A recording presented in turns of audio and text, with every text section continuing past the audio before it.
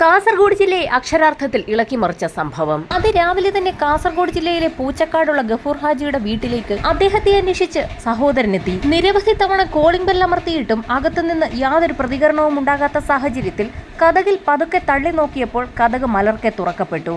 അകത്ത് കടന്ന സഹോദരൻ ഗഫൂർ ഹാജി എവിടെയെങ്ങും കാണാത്ത സാഹചര്യത്തിൽ മുകളിലത്തെ നിലയിലെ മുറിയിലെത്തി വാതിൽ തുറന്നപ്പോൾ കണ്ടതാകട്ടെ നടുക്കുന്ന കാഴ്ച. അസ്വാഭാവികമായ നിലയിൽ കട്ടിലിൽ കിടക്കുന്ന ഗഫൂർ ഹാജിയെ പലതവണ കുലുക്കി വിളിച്ചിട്ടും ഉണർന്നില്ല. സഹോദരന്റെ ഉറക്കെയുള്ള നിലവിളി ശബ്ദം കേട്ട് തൊട്ടടുത്തുണ്ടായിരുന്നവരും നാട്ടുകാരുമൊക്കെ ഓടിയെത്തി. അവർക്കെല്ലാം ഒരു കാര്യം വ്യക്തമായി: മണിക്കൂറുകൾക്ക് മുൻപ് തന്നെ ഗഫൂർ ഹാജി മരണപ്പെട്ടിരിക്കുന്നു. ഉറക്കത്തിലുണ്ടായ ഒരു ഹൃദയസ്തംഭനമാണെന്നാണ് എല്ലാവരും കരുതിയത്. മരണം നടന്നത് വെള്ളിയാഴ്ച ആയതിനാൽ അന്ന് തന്നെ ഖബറടക്കാൻ വീട്ടുകാർ തീരുമാനിച്ചു. ഗഫൂർ ഹാജിയുടെ ഒരു മകൻ മൊസാമിൻ ഗൾഫിലാണ്. എന്നാൽ അന്ന് തന്നെ ഗൾഫിൽ നിന്ന് എത്താൻ കഴിയുന്ന ഒരു സാഹചര്യം അയാൾക്കുണ്ടായിരുന്നില്ല. എങ്കിൽ പോലും ഖബറടക്കം നീട്ടിവെക്കാതെ 11 മണിയോടുകൂടി പൂച്ചക്കാടുള്ള ജുമാ മസ്ജിദിൽ ഖബറടക്കവും നടത്തി. മരണാനന്തര ചടങ്ങുകൾക്ക് ശേഷം ഏകദേശം 2 ദിവസം കഴിഞ്ഞപ്പോൾ ചില ആളുകളൊക്കെ ഗഫൂർ ഹാജിയുടെ വീട്ടിലേക്ക് അന്വേഷിച്ചു വന്നു തുടങ്ങി. വന്നവരൊക്കെ ആവശ്യപ്പെട്ടത് ഒരേ ഒരു കാര്യമാണ്: ഗഫൂർ ഹാജി തങ്ങളുടെ കൈകളിൽ നിന്നും വാങ്ങിയ സ്വർണ്ണാഭരണങ്ങൾ വീട്ടിൽ എവിടെയെങ്കിലും വെച്ചിട്ടുണ്ടാകും, അതൊന്ന് എടുത്തു തരണമെന്നായിരുന്നു അവരുടെയൊക്കെ ആവശ്യം. ഇത് കേട്ടുനിന്ന മകളും മരുമകളും ഒക്കെ ഞെട്ടിപ്പോയി. കാരണം അവരുടെയൊക്കെ കൈവശം നിന്നും ഗഫൂർ ഹാജി സ്വർണ്ണാഭരണങ്ങൾ കടമായി വാങ്ങിച്ചിരുന്നു. അങ്ങനെ നിരവധി ആളുകൾ അന്വേഷിച്ചു വന്നതോടുകൂടി ഏകദേശം 596 പവനോളം സ്വർണം ഗഫൂർ ഹാജി കടമായി വാങ്ങിയിട്ടുണ്ടെന്ന് വ്യക്തമായി. ഇത്രയധികം സ്വർണം എന്തിനായിരിക്കും ഗഫൂർ കടം വാങ്ങിയത്? വാങ്ങിയ സ്വർണമൊക്കെ ഗഫൂർ എന്ത് ചെയ്തു? ഇങ്ങനെയുള്ള ചോദ്യങ്ങൾ ഉയർന്നു. ഈ സമയത്താണ് ഗഫൂറിന്റെ മകൻ മൊസാമിൻ ഗൾഫിൽ നിന്നെത്തിയത്. വിവരമറിഞ്ഞ മൊസാമിന് ആകെ അമ്പരപ്പായി. ഇത്രയധികം സ്വർണം വാങ്ങി പണയം വെച്ച് അതിൽ നിന്ന് കിട്ടുന്ന പണം ഉപയോഗിച്ച് കടം തീർക്കേണ്ട തരത്തിലുള്ള യാതൊരു ബാധ്യതകളും തന്റെ വാപ്പയ്ക്കില്ല. പിന്നെ എന്തിനായിരിക്കും ഇത്രയധികം സ്വർണം ആളുകളിൽ നിന്നും വാപ്പ കടം വാങ്ങിയത്? ബന്ധുക്കളും പരിചയക്കാരുമായ 12ഓളം വരുന്ന ആളുകളിൽ നിന്നായിരുന്നു ഇത്രയധികം സ്വർണ്ണാഭരണങ്ങൾ ഗഫൂർ ഹാജി കടം വാങ്ങിയത്. സ്വർണ്ണാഭരണങ്ങൾ വീട്ടിനുള്ളിൽ തന്നെ ഉണ്ടാകുമെന്ന് കരുതി വീട് മുഴുവൻ അരിച്ചു പറക്കിയെങ്കിലും ഒരു തരി പൊന്നുപോലും കിട്ടിയില്ല. അങ്ങനെയെങ്കിൽ വീട്ടിൽ നിന്നും സ്വർണം ഒരുപക്ഷെ മോഷണം പോയതാകാമെന്ന് വീട്ടിലുള്ളവർ കരുതി. അങ്ങനെ ഗഫൂർ ഹാജിയുടെ മകൻ മൊസാമിൻ ബേക്കൽ പോലീസ് സ്റ്റേഷനിലെത്തി ഒരു പരാതി നൽകി. തങ്ങളുടെ വാപ്പ 12ഓളം വരുന്ന ബന്ധുക്കളിൽ നിന്നും 596ലധികം പവൻ കടമായി വാങ്ങിയിട്ടുണ്ട്. അത് വീട്ടിൽ നിന്നും മോഷണം പോയിരിക്കുകയാണ്. അത് കണ്ടെത്തി കൊടുക്കണമെന്നായിരുന്നു പരാതിയിൽ വ്യക്തമാക്കിയിട്ടുള്ളത്. പരാതി കേട്ട ഉടൻ തന്നെ മൊസാമിന് ആരെങ്കിലും സംശയമുണ്ടോ എന്ന് പോലീസ് അന്വേഷിച്ചു. അപ്പോഴാണ് മൊസാമിൻ ഒരു പേര് ഉറപ്പിച്ചു പറയുന്നത്. തന്റെ ഉമ്മയുടെ ചികിത്സയുമായി ബന്ധപ്പെട്ട് ഷമീമ എന്നൊരു സ്ത്രീ വീട്ടിൽ വരാറുണ്ട്. അവർക്ക് വീട്ടിൽ എല്ലാ സ്വാതന്ത്ര്യവുമുണ്ട്. അതിനാൽ തന്നെ അവരെയാണ് തനിക്ക് സംശയം. തൊട്ടടുത്ത ഗ്രാമത്തിലെ സ്ത്രീയായിരുന്നു ഷമീമ.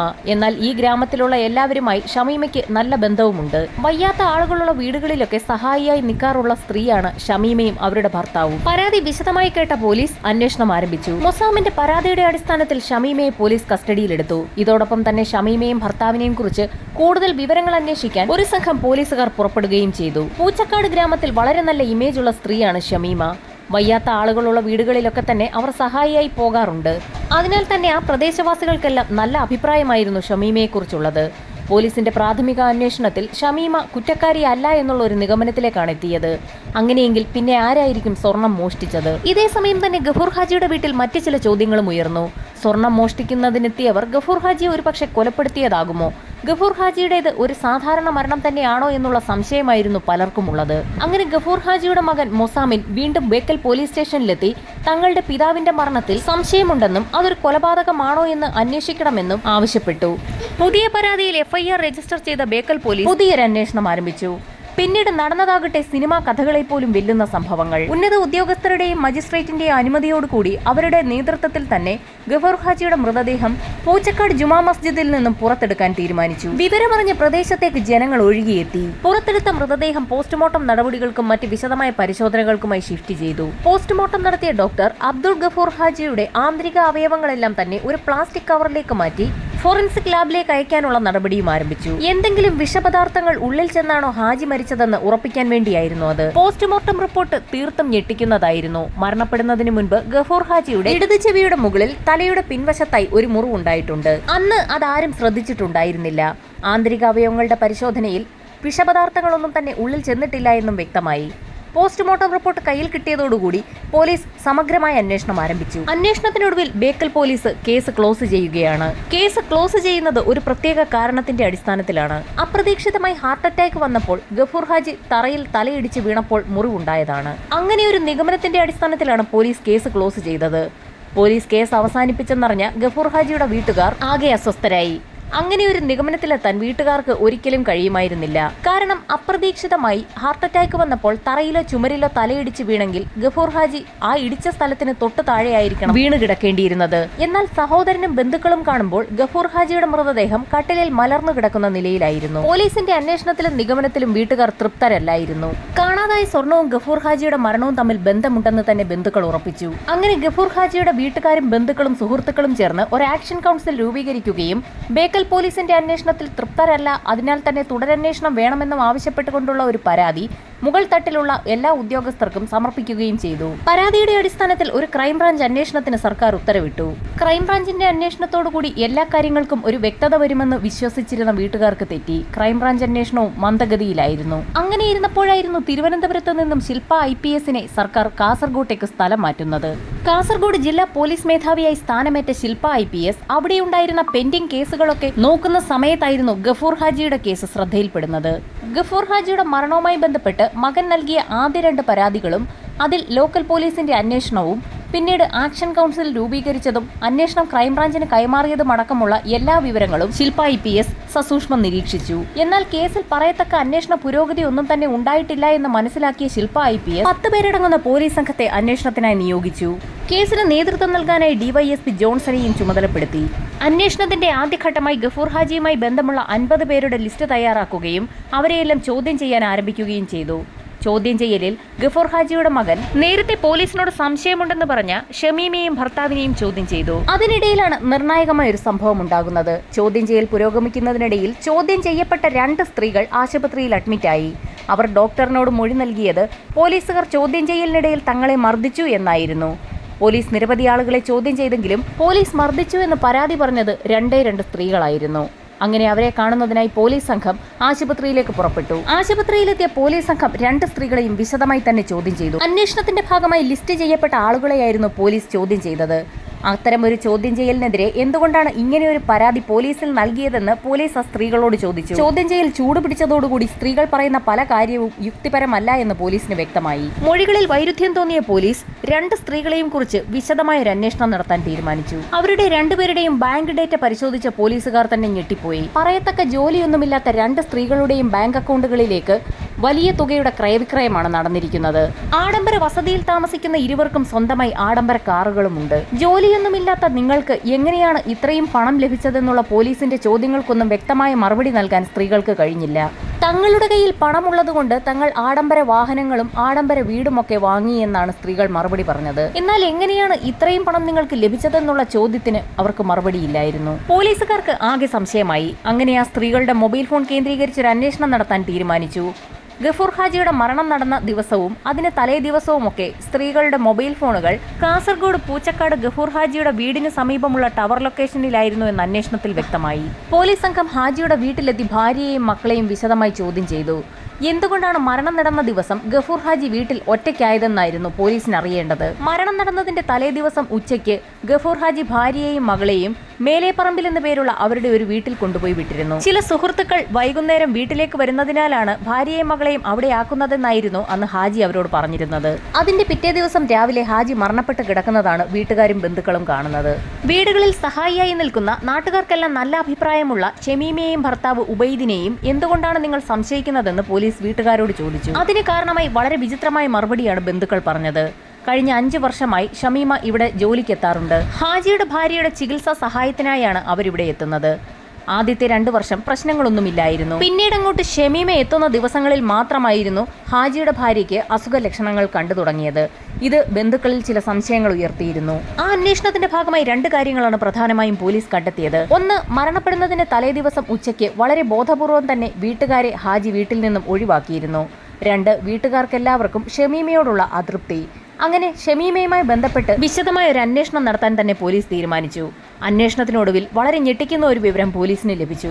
ഹാജിയുടെ വീട്ടിൽ ജോലിക്കെത്തുന്നതിനും 5 വർഷങ്ങൾക്ക് മുൻപ് കാസർഗോഡ് ജില്ലയിലെ കാഞ്ഞങ്ങാട്ട് ഒരു പ്രവാസിയുടെ വീട്ടിൽ ജോലിക്കെത്തിയ ഷമീമ അയാളെ ഹണി ട്രാപ്പിൽ കുടുക്കി പണം തട്ടിയതായുള്ള ഒരു ക്രിമിനൽ കേസ് കാസർഗോഡ് പോലീസ് സ്റ്റേഷനിൽ രജിസ്റ്റർ ചെയ്തിട്ടുണ്ട്.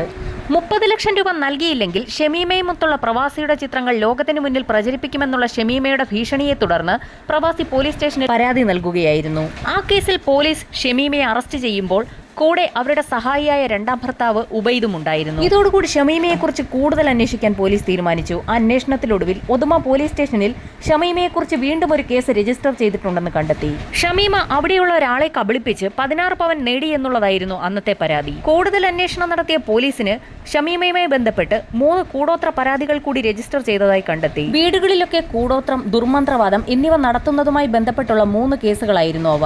അങ്ങനെ ക്രൈംബ്രാഞ്ചിന് ഷമീമയുടെ ഒരു ക്രിമിനൽ ഹിസ്റ്ററി തന്നെ കളക്ട് ചെയ്യാൻ പറ്റി. വിശദമായ അന്വേഷണത്തിൽ ഷമീമയെ നാട്ടുകാർ ജിന്നുമ്മ എന്ന പേരിലായിരുന്നു വിളിച്ചിരുന്നത് എന്നും പോലീസിന് വ്യക്തമായി. അങ്ങനെ ഷമീമ എന്ന ജിന്നുമ്മയെ പോലീസ് കസ്റ്റഡിയിലെടുത്ത് ചോദ്യം ചെയ്യൽ ആരംഭിച്ചു. ചോദ്യം ചെയ്യലിൽ തനിക്ക് പ്രത്യേക ശക്തിയുണ്ടെന്നും അത് നാട്ടുകാർക്കൊക്കെ അറിവുള്ളതാണെന്നും ജിന്നുമ്മ എന്ന ഷമീമ വ്യക്തമാക്കി. അവർക്കൊരു പ്രത്യേക ശക്തിയുണ്ടെന്നും ആ ശക്തിയുടെ അടിസ്ഥാനത്തിലാണ് ബാധകളെയൊക്കെ അവർ ഒഴിപ്പിക്കുന്നതെന്നും ജിന്നുമ്മ പോലീസിനോട് പറഞ്ഞു. ചോദ്യം ചെയ്യലിനിടയിൽ പോലീസ് സംഘം ഷമീമയുടെ വാട്സ്ആപ്പ് ചാറ്റുകളും പരിശോധിച്ചു. ആ പരിശോധനയിൽ ഷമീമയും മരണപ്പെട്ട ഹാജിയും തമ്മിലുള്ള ചില വാട്സ്ആപ്പ് ചാറ്റുകൾ കണ്ടെത്തി. ഗഫൂർ ഹാജി ഷമീമയ്ക്ക് 10 ലക്ഷം രൂപയും സ്വർണ്ണാഭരണങ്ങളും നൽകിയതായി, ഇതിനു പുറമെ ഒരു ഏലസ് നിർമ്മിക്കുന്നതിനായി ഹാജി 55,000 രൂപ ഷമീമയ്ക്ക് നൽകിയതായി വാട്സ്ആപ്പ് ചാറ്റിൽ നിന്നും വ്യക്തമായി. അങ്ങനെ പോലീസ് സംഘം ഷമീമയുടെ ബാങ്ക് വിവരങ്ങൾ വിശദമായ പരിശോധനയ്ക്ക് വിധേയമാക്കി. ഉദുമയിൽ ഒരു ആഡംബര കാർ EMI അടിസ്ഥാനത്തിൽ ഷമീമ വാങ്ങിയിട്ടുണ്ടായിരുന്നു. ഹാജിയുടെ മരണം നടക്കുന്ന സമയത്ത് EMI തവണകൾ ഏകദേശം മുടങ്ങിയ നിലയിലായിരുന്നു. എന്നാൽ ഹാജിയുടെ മരണശേഷം EMI തവണകൾക്ക് പുറമെ ബാക്കിയുള്ള ലോൺ തുകയായ 9 ലക്ഷം രൂപ പൂർണ്ണമായും ഷമീമ അടച്ചതായി കണ്ടെത്തി. ഷമീമയുടെ മങ്ങാട്ടുള്ള വീട്ടിലും പരിസരത്തും അന്വേഷണം നടത്താൻ ഒരു സംഘം പോലീസ് പുറപ്പെട്ടു. ഷമീമയുടെ മൊബൈൽ ഫോൺ കേന്ദ്രീകരിച്ചും ബാങ്ക് ഇടപാടുകളെക്കുറിച്ചും വിശദമായ ഒരു അന്വേഷണം തന്നെ പോലീസ് നടത്തി. ഷമീമയ്ക്കും ഭർത്താവിനും നിരവധി മൊബൈൽ ഫോണുകളും അനവധി സിമ്മുകളും ഉണ്ടെന്ന് കണ്ടെത്തി. ഷമീമയുടെ ബാങ്ക് അക്കൗണ്ട് വിവരങ്ങൾ പരിശോധിച്ച പോലീസ് സംഘത്തിന്റെ കണ്ണുകൾ ഒരു പ്രത്യേക ട്രാൻസാക്ഷനിലൂടാക്കി. നേരത്തെയുള്ള ചോദ്യം ചെയ്യലിൽ പോലീസ് സംഘം മർദ്ദിച്ചു എന്ന പരാതി പറഞ്ഞുകൊണ്ട് ആശുപത്രിയിൽ അഡ്മിറ്റായ 2 സ്ത്രീകളുടെ അക്കൗണ്ടുകളിലേക്ക് തുക ട്രാൻസ്ഫർ ചെയ്തതിന്റെ തെളിവുകളാണ് പോലീസ് കണ്ടെത്തിയത്. ഇതോടുകൂടി ആ 2 സ്ത്രീകളും ഷമീമയും ഉബൈദും ഒരൊറ്റ ടീമാണെന്ന് പോലീസിന് വ്യക്തമായി. ഈ 4 അംഗ സംഘത്തിന് ഗഫൂർ ഹാജിയുടെ വീട്ടിൽ നിന്നും കാണാതായ സ്വർണവുമായി ബന്ധമുണ്ടെന്ന് പോലീസ് നിഗമനത്തിലെത്തി. ക്യാഷ് ട്രാൻസാക്ഷൻസ് അനവധി നടന്നിട്ടുണ്ടെന്ന് വ്യക്തമായിട്ടുള്ളതിനാൽ സംഘം സ്വർണ്ണാഭരണങ്ങൾ ക്യാഷാക്കി മാറ്റിയിട്ടുണ്ടാകുമെന്നുള്ള നിഗമനത്തിന്റെ അടിസ്ഥാനത്തിൽ സ്വർണം ഏതൊക്കെ ജ്വല്ലറികളിലാണ് നിങ്ങൾ വിറ്റിട്ടുള്ളതെന്ന് പോലീസ് 4 പേരോട് മാറി മാറി ചോദിച്ചു. ചോദ്യം ചെയ്യലിൽ പിടിച്ചു നിൽക്കാതെ വന്നപ്പോൾ 4 പേരും ആഭരണങ്ങൾ എവിടെയൊക്കെയാണ് വിറ്റതെന്നുള്ള കാര്യങ്ങൾ വ്യക്തമാക്കി. തെളിവെടുപ്പിനെ ജ്വല്ലറികളിലേക്ക് കൊണ്ടുപോകുന്നതിന് മുൻപ് തന്നെ പോലീസ് ആ 4 പേരുടെയും അറസ്റ്റ് രേഖപ്പെടുത്തി. 1-ാം പ്രതി ഷമീമ, 2-ാം പ്രതി ഉബൈദ്, 3-ാം പ്രതി അൽഷിഫ, 4-ാം പ്രതി ആയിഷ. തെളിവെടുപ്പിന് പ്രതികളുമായി ജ്വല്ലറികളിലേക്ക് പോലീസ് സംഘം പുറപ്പെടുന്നു എന്ന് നേരത്തെ തന്നെ ജ്വല്ലറി ഗ്രൂപ്പുകൾ മനസ്സിലാക്കിയതോടുകൂടി പോലീസിന് മേൽ വലിയൊരു പ്രഷർ തന്നെ ഉണ്ടായി. എന്നാൽ ആരുടെയും വാക്ക് കേൾക്കാതെ സംശയമുള്ളവരെ എല്ലാം ചോദ്യം ചെയ്യാനും തുടർ നടപടികളിലേക്ക് കടക്കാനും SP ശില്പ DYSPക്ക് സംഘത്തിന് നിർദ്ദേശം നൽകി. ജ്വല്ലറികളിലെ ആളുകളെ ചോദ്യം ചെയ്തതിൽ നിന്നും അവരെല്ലാവരും തിരിച്ചറിഞ്ഞത് ആയിഷയാണ്. ഒട്ടുമുക്ക ജ്വല്ലറികളിലും എത്തി സ്വർണം വിറ്റിരിക്കുന്നത് ആയിഷയാണ്. എത്ര പവനാണ് ജ്വല്ലറികളിൽ വിറ്റിരിക്കുന്നതെന്നുള്ള വിവരങ്ങൾ ജ്വല്ലറിയിൽ നിന്ന് തന്നെ പോലീസിന് കണ്ടെത്താനായി. ഇനി പോലീസിന് മുൻപിൽ ഒരേ ഒരു ചോദ്യം മാത്രം: എന്താണ് യഥാർത്ഥത്തിൽ സംഭവിച്ചത്? 4 പ്രതികളെയും വിശദമായി തന്നെ ചോദ്യം ചെയ്തു. പ്രതികൾ ഓരോരുത്തരായി പല കഥകളും പറഞ്ഞു തുടങ്ങി. പലവിധ ചികിത്സകൾ നൽകിയിട്ടും ഏറെ നാളുകളായി രോഗബാധിതയായി തുടരുന്ന ഹാജിയുടെ ഭാര്യയെ ചികിത്സിക്കുന്നതിനേക്കായി ഹാജിയുടെ വീട്ടിലെത്തിയതായിരുന്നു ഷമീമ. പ്രത്യേകതരം ദൈവിക കഴിവുള്ള ആളാണ് ഷമീമയെന്ന് ആരൊക്കെയോ പറഞ്ഞു കേട്ടതിൽ നിന്നുമായിരുന്നു ഹാജി അവരെ അവിടെ ജോലിക്ക് വെച്ചത്. ഹാജിയുടെ ഭാര്യയുടെ അസുഖം മൂർച്ഛിക്കുന്ന സമയത്ത് ഹാജി വീട്ടിലുള്ള സമയത്ത് ഷമീമ ഹാജിയോട് പറയാറുണ്ട്, നിങ്ങളുടെ ഭാര്യയുടെ ശരീരത്തിൽ ജിന്നുണ്ട്. ആ ജിന്നിനെ നമ്മൾ ബഹുമാനിച്ചാൽ അത് ശരീരത്തിൽ നിന്ന് വിട്ടുപോകും. ജിന്നിനെ ഒഴിപ്പിക്കാനുള്ള ചിലവിലേക്കായിരുന്നു ഗഫൂർ ഹാജി ഷമീമയ്ക്ക് സ്വർണം നൽകിക്കൊണ്ടിരുന്നത്. അങ്ങനെ ചികിത്സയുടെ ഭാഗമായി വീട്ടിലുണ്ടായിരുന്ന സ്വർണ്ണാഭരണങ്ങളൊക്കെ തന്നെ തീർന്നു എന്ന് ഹാജി ഷമീമയെ അറിയിച്ചു. അതിന് മറുപടിയായി ഷമീമ പറഞ്ഞതാകട്ടെ ചില ഞെട്ടിക്കുന്ന കാര്യങ്ങളും. തനിക്ക് ജിന്നുകളുമായി വളരെ അടുത്ത ബന്ധമാണുള്ളത്, പോരെങ്കിൽ പ്രത്യേക ശക്തിയുമുണ്ട്. ഇതുപയോഗിച്ച് സ്വർണം ഇരട്ടിപ്പിക്കുന്ന ഒരു വിദ്യ തനിക്കറിയാം. 50 പവൻ സ്വർണം നൽകിയാൽ അത് 100 പവനായി ഇരട്ടിപ്പിച്ചു നൽകാൻ കഴിയും. ഷമീമ പറഞ്ഞത് വിശ്വസിച്ച് ഹാജി തന്റെ കൈവശമുണ്ടായിരുന്ന കുറച്ച് സ്വർണം കൂടി ഷമീമയെ ഏൽപ്പിച്ചു. കുറച്ച് ദിവസത്തെ പ്രാർത്ഥനകൾക്ക് ശേഷം ഇത് ഇരട്ടിപ്പിച്ച് നൽകാമെന്നും ഷമീമ ഉറപ്പു നൽകി. സ്വർണം കൈവശപ്പെടുത്തി ഹാജിയുടെ വീട്ടിൽ നിന്ന് മടങ്ങിയ ഷമീമ പിന്നീട് തിരികെ എത്തുകയും ജിന്നുകൾ മാത്രമുള്ള പ്രത്യേക പൂജ നടക്കുന്ന ഒരു മുറിയിൽ താൻ ആ സ്വർണം സൂക്ഷിച്ചു വെച്ചു എന്നും ഉടൻ തന്നെ അത് ഇരട്ടിയാകുമെന്നും ഹാജിയെ അറിയിച്ചു. സ്വർണം ഇരട്ടിപ്പിച്ചു നൽകാൻ ഷമീമയ്ക്ക് കഴിയുമെന്ന് ഉറച്ചു വിശ്വസിച്ച ഹാജി ഒരു ഗെയിം കളിക്കാൻ തീരുമാനിച്ചു. തന്റെ ബന്ധുക്കളുടെയും സുഹൃത്തുക്കളുടെയും കൈവശം ഒരുപാട് സ്വർണമുണ്ട്. അവയൊക്കെ സംഘടിപ്പിച്ച് ഷമീമയ്ക്ക് നൽകിയാൽ അത് ഇരട്ടിപ്പിച്ച് അവർ നൽകുമെന്ന് ഹാജി വിശ്വസിച്ചു. ഗഫൂർ ഹാജിയെ പോലെ ധനികനും സമൂഹത്തിൽ സ്വീകാര്യനുമായ ഒരു വ്യക്തി സ്വർണ്ണാഭരണങ്ങൾ കടം ചോദിച്ചപ്പോൾ തന്നെ ഒരു സംശയവും കൂടാതെ ബന്ധുക്കളും സുഹൃത്തുക്കളും അത് നൽകുകയും ചെയ്തു. അങ്ങനെ കൈവശപ്പെടുത്തിയ സ്വർണ്ണാഭരണങ്ങൾ മുഴുവനും ഹാജി ഷമീമയ്ക്ക് നൽകി. അവരത് കൊണ്ടുപോയി ജിന്നുള്ള മുറിയിൽ അടച്ചുവെച്ച് സ്വർണം ഇരട്ടിപ്പിക്കുകയാണെന്ന് ഹാജി വിശ്വസിക്കുകയും ചെയ്തു. സ്വർണം എന്താവശ്യത്തിനാണ് മറ്റുള്ളവരുടെ കയ്യിൽ നിന്നും വാങ്ങുന്നതെന്നുള്ള കാര്യം മാത്രം പരസ്യപ്പെടുത്തരുതെന്നും അങ്ങനെ പരസ്യപ്പെടുത്തിയാൽ അത് ജിന്നിന് ഇഷ്ടമാവുകയില്ല എന്നും ഹാജിയോട് ഷമീമ നേരത്തെ തന്നെ പറഞ്ഞിരുന്നു. അങ്ങനെ എല്ലാ ദിവസവും സ്വർണം ഇരട്ടിയായോ എന്ന് ഹാജി ഷമീമയോട് അന്വേഷിച്ചുകൊണ്ടേയിരുന്നു. അങ്ങനെ ഒരു ദിവസം താൻ നൽകിയ സ്വർണം ഇരട്ടിപ്പിച്ച് നൽകാമെന്ന് ഷമീമ അയാൾക്ക് വാക്കും കൊടുത്തു. സ്വർണം നൽകുന്ന ദിവസം വീട്ടിൽ മറ്റാരും ഉണ്ടാകാൻ പാടില്ല എന്ന ഷമീമയുടെ നിർദ്ദേശപ്രകാരമായിരുന്നു ഹാജി വീട്ടിലുള്ളവരെ എല്ലാം വേറൊരു സ്ഥലത്തേക്ക് മാറ്റിയത്. സംഭവം നടക്കുന്ന അന്ന് വൈകുന്നേരം ഷമീമയും സംഘവും ഹാജിയുടെ വീട്ടിലേക്ക് എത്തുകയും 9 മണിയോടുകൂടി സ്വർണം ഇരട്ടിപ്പിക്കുന്ന പൂജ ആരംഭിക്കുകയും ചെയ്യാമെന്ന് അറിയിക്കുകയും ചെയ്തു. പൂജ നടക്കുന്ന സമയത്ത് കന്നഡ ഭാഷ സംസാരിക്കുന്ന പാത്തൂട്ടി എന്ന ജിന്നാണ് ഷമീമയുടെ ശരീരത്തിൽ പ്രത്യക്ഷപ്പെടുക. അതിനുശേഷം ആ ജിന്ന് സ്വർണം ഇരട്ടിപ്പിക്കുകയും ചെയ്യും. 4 സംഘം പറഞ്ഞ കഥകൾ പൂർണ്ണമായും ഹാജി വിശ്വസിച്ചു. പൂജയുടെ ഭാഗമാണെന്ന് പറഞ്ഞ് ഹാജിയുടെ തലയിലേക്ക് ഒരു വെള്ള തുണി അവർ കെട്ടുകയും ചെയ്തു. എങ്കിൽ മാത്രമേ ഹാജിക്ക് ജിന്നിനെ കാണാൻ കഴിയൂ എന്നായിരുന്നു ഷമീമ പറഞ്ഞത്. അങ്ങനെ ഒരു ചുവരിനോട് ചേർന്ന് തലയിൽ വെള്ള തുണിയും കെട്ടി കണ്ണടച്ചിരിക്കുന്ന ഹാജിയുടെ മുൻപിൽ ഷമീമ കന്നഡത്തിൽ സംസാരിച്ചു തുടങ്ങി. ഈ സമയത്താണ് കണ്ണടച്ച് പ്രാർത്ഥിച്ചുകൊണ്ടിരുന്ന ഹാജിയുടെ തല ഉബൈദ് പതുക്കെ ചുമരിലേക്കൊന്നിടിച്ചത്. അങ്ങനെ ഇടിച്ചെങ്കിൽ മാത്രമേ ജിന്നിനെ കാണാൻ കഴിയൂ എന്ന് ഷമീമ പറഞ്ഞതിന്റെ അടിസ്ഥാനത്തിലാണ് അങ്ങനെ ചെയ്തത്. 3 പേർ കൂടി ഹാജിയുടെ തല ചുമരിൽ ഇടിച്ചുകൊണ്ടേയിരുന്നു. ഉബൈദും 2 സ്ത്രീകളും കൂടി ഹാജിയുടെ തല ഭിത്തിയിൽ ശക്തമായി ഇടിച്ചിടിച്ച് കൊലപ്പെടുത്തുകയായിരുന്നു.